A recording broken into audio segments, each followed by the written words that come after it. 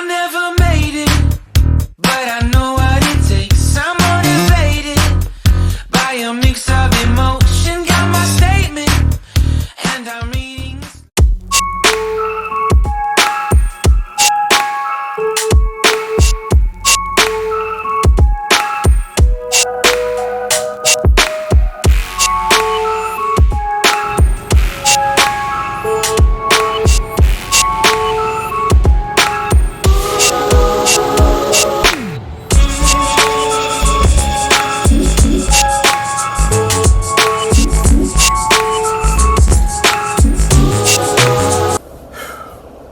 Alright guys, welcome back to the channel. Another episode.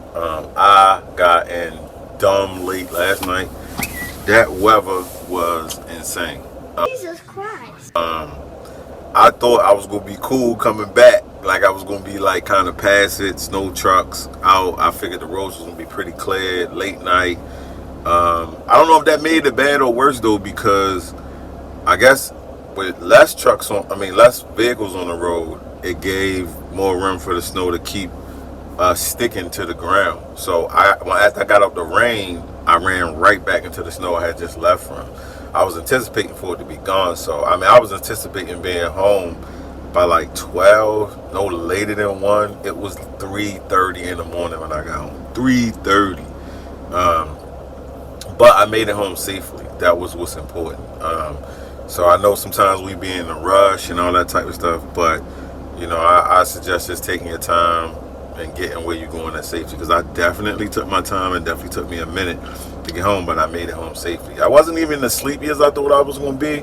I really thought I was going to be a little tired, but I did end up taking like a Red Bull on the way down just to catch that little sleepy energy on the way back. But it helped me strong. I was pretty good on the way back, so I was happy about that. Man, no, I didn't get up until almost like 8:30. I didn't even get moving till like 9 something. That's against the law, but it's hard to get up at 3:30 if you go down at 3:30. So, but I'm up. I got up, did a little bit of work, got some breakfast, shower, you know, all that type stuff, and got on the board. Was doing some other stuff and happened to catch this load from one of our regulars. This place right here where I've been here plenty of times. I put the bid in for $285. I wanted closer to 300, 285, but I know things have been a little slow, so I didn't want to go too high. And then I didn't know what type of competition was up there this time of day, because sometimes this time of day, you know, the people that are cheaper, they the ones that's kind of traveling through, going places. A lot of times they'll catch the freight that's going different places and they can charge less because they already going that direction. So you kind of weed them guys out in the morning, and then this time it kind of leaves like, you know, people who kind of already in the area. So like I said, I wanted 300, but I put it in for 285. And let me see, I think it was 100 and, but anyway, they asked me could I do it for 250. So I was like, all right, cool. Like I say, it's pretty much a slow day anyway. So the loaded miles was 148. So like I say, I want like 350 for that. That's almost $2 a mile. That's what I was kind of shooting for. I mean, not 350, 300. But like I said, I went 285 because the area I'm going to, all that plays a part. Like if y'all, when you're making a decision on kind of what you're charging, the area you're going to plays a part. Because if you're going to a decent area, more than likely you can catch something coming back. When I'm going to a very like remote area, I try to really charge round trip price. So with this one, 250, it's not bad. I'm probably gonna burn about 40 bucks in fuel, give or take, if that, somewhere in that range. But like I say, y'all know what I'm saying, I always try to catch something coming back. I'm going to I'll say Allentown, Pennsylvania, or something like that. So that area is a pretty kind of busy area, and it's up by Philly, and it's up above like York, Hanover, like all that stuff. So a lot of that area kind of be busy different times of the day. Even Airspace, I typically catch something from Airspace if I don't catch something on the load board. Airspace normally has something in that area. Like last week, I think I was kind of up in the area, and that's when I caught that load going to Virginia Beach. I don't think I was far from there when I caught that load. Or I was coming back from that direction or something like that. I can't remember. Forgive me if I'm wrong.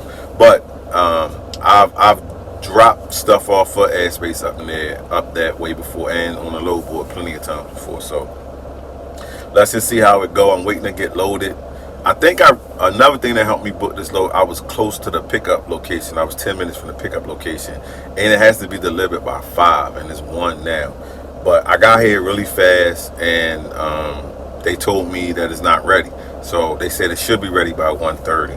So I should still give me plenty of time to get up there, but I'm pretty sure that played a part in why I got it. I saw quite a few loads on the board this morning that was like they needed close units. So for whatever reason, today might have been a close unit day. So a lot of time that plays a fact too. Like if you want to bid more sometimes, I'm going to tell y'all some things that'll help you can bid a little bit more for. If you see that thing say close unit, bid a little bit more, because they really mean they want a close unit most of the time. That helps. You can charge a little bit more because you're really close. If it's TSA TWIC, you can charge a little bit more. Different things like that can help you get a little bit more money for the load.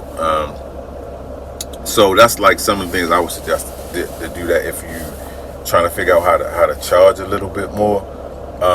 So let's just see how it work out. Like I say, I just got here. It's 10 after 1, so now I gotta sit here for about 20 minutes and wait to see if they come out. So hopefully they come out. I was just in there talking to the guy though. He said the guys was coming back from lunch at 1. As soon as they came back, they would start getting it together. So maybe it won't even take that long. I just want to make sure I make the deadline, which I feel comfortable that I'm gonna make the deadline, because it says it's gonna take me 2 hours to get up there, maybe 2:15, depending on traffic or something like that. So I do got to stop for fuel, because Pennsylvania fuel is insane. Pennsylvania fuel would be like almost $1 more than Maryland fuel. And I caught fuel down in VA last night for $2.27. Here is like $2.69. In Pennsylvania, I'm sorry, not $2.69. I caught it in VA for $3.27. Here is $3.69, $3.70, something like that. In Pennsylvania, bro, it's gonna be at least $4.50, $4.60 or something like that. I don't know what it is about Pennsylvania, but they fuel be expensive. And I know I ain't gonna need fuel. I could do a whole round trip with what I have and come back. But I always like to keep fuel, especially with the weather being what it is and stuff like that. I try to keep like a decent amount of fuel in there, especially so I don't gotta stop and nowhere near Pennsylvania to get fuel. At least I'll get closer back to Delaware if I have to, because Delaware pretty much be the same price as ours. So let's just see how things go. Once I get loaded, you know, the usual drill, I'll record it and get on the road, man, and let's see if I can grab something coming back. You know, y'all always know I'll be fighting to get something. I'll be fighting to get something coming back. So I hit the load board. I got carry up and running, and I got airspace up and running. So hopefully those three, as always, I'm trying to bank on those three. One of them can get me a load coming back. So I'll see y'all once I get loaded.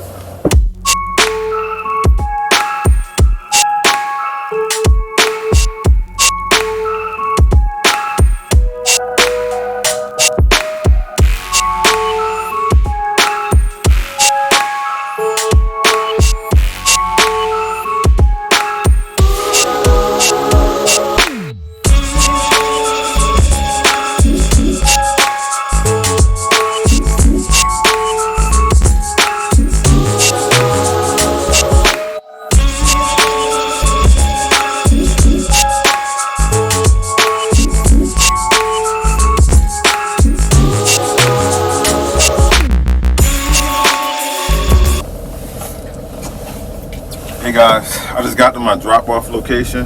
Kind of a lot happened, so I'm about to try to get unloaded real quick, because I definitely missed the time that they were supposed to be here. It was 5 o'clock, but they told me come anyway, because they were going to send somebody back here to open up to get me unloaded. So I'll explain all that right now. I'm unstrapped free, and the guy just pulled up, and I kind of just got here about 5 minutes ago. So they told me call when it was like 30 minutes, when I was 30 minutes out. So I'm gonna get unloaded, tell y'all what happened, then y'all know I'm head on back down the road.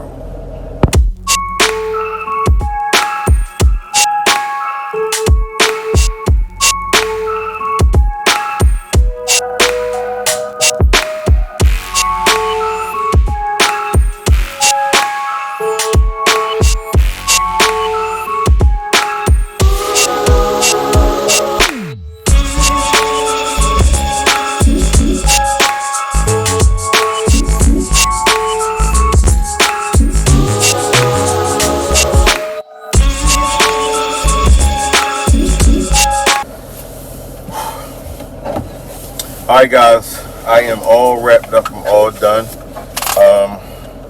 So what happened was, when I got to the place, the freight wasn't ready. So I ended up waiting maybe like an hour and a half for the freight. So the first half hour, 45 minutes, he was like, oh, it's gonna be ready in like 30 minutes, but it wasn't ready. So then he came out and was like, oh, we need at least another 30 minutes. So in that time, I went and got some fuel, came back, still wasn't ready.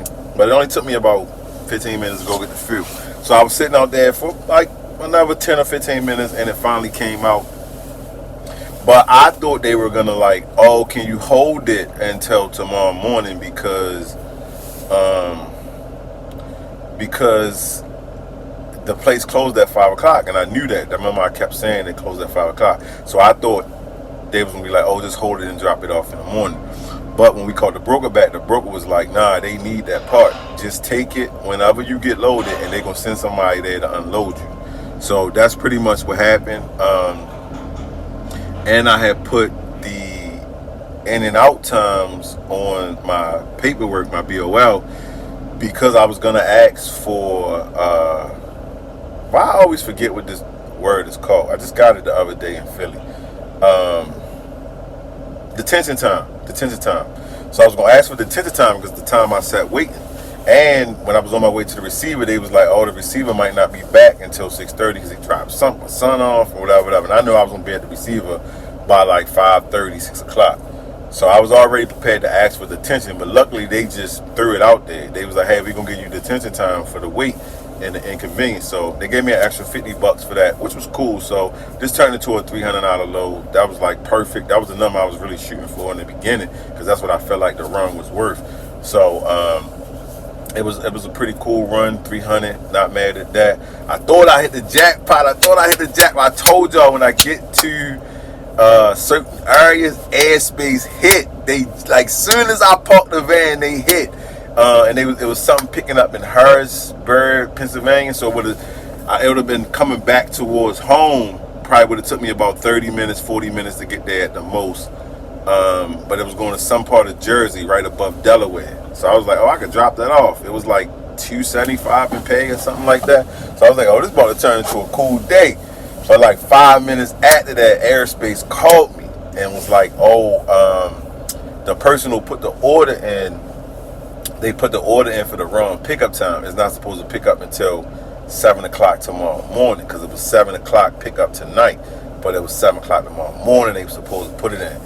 And I was like, oh, I'm not going to be near that area at 7 o'clock in the morning, so I can't do that. So they was like, oh, yeah, no problem. So they just took me back off of it.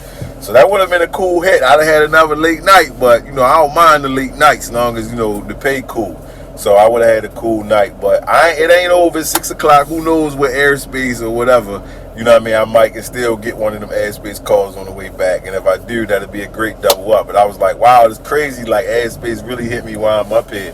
And I'm going that way, like kind of hitting back home. I just wanted to cut over a little bit to get to it was like at the tip of Jersey, Delaware area. So wouldn't have been too bad. Like I said, I had a late night. I probably got in probably about maybe like 10, 11 or something like that, because I got there about 7.